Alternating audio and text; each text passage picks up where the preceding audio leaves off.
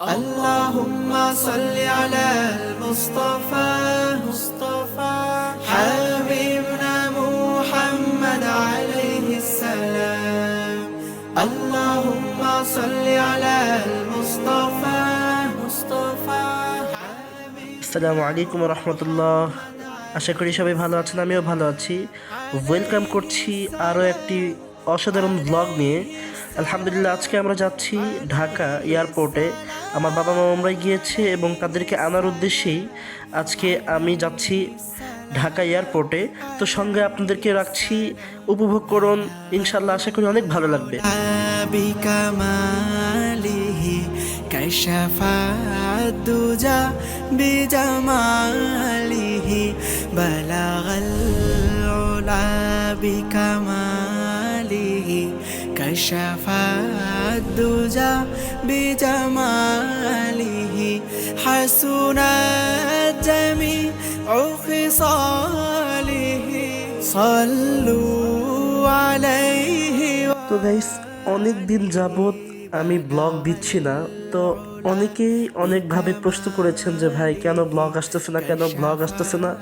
So আমি নানানভাবে খুবই ব্যস্ত ছিলাম, যার কারণে এত দিন প্রায় 2-3 বছর যাবত কোনো ব্লগ আসতেছে না। ইনশাল্লাহ এখন থেকে আমি চেষ্টা করব সব সময় ছোট্ট ছোট্ট ব্লগ আপনাদের মাঝে শেয়ার করার জন্য। ইনশাল্লাহ আশা করি এই ব্লগ সহকারে আপনাদের সব ব্লগ ভালো লাগবে। তো আমরা এই মুহূর্তে এয়ারপোর্টে চলে আসছি। তো দেখা যাচ্ছে, দেখতে পাচ্ছেন যে এয়ারপোর্টটা দেখা যাচ্ছে। তো আমরা কিছুক্ষণের মধ্যেই ভিতরে প্রবেশ করব এবং প্রবেশ করার পরে কি হয় না হয় দেখতে থাকুন। আলহামদুলিল্লাহ, আমরা এইমাত্র এয়ারপোর্টে এসে পৌঁছেছি, দেখতে পাচ্ছেন।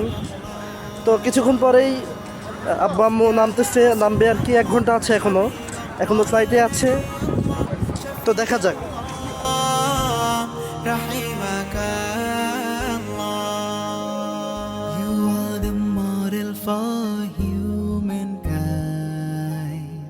You are the best and the master of mine Every day তো গাইস, নিচ থেকে আমরা ফ্লাইট ট্র্যাকার অ্যাপস দিয়ে ট্র্যাক করছিলাম যে ফ্লাইটটা কোন জায়গায় আছে।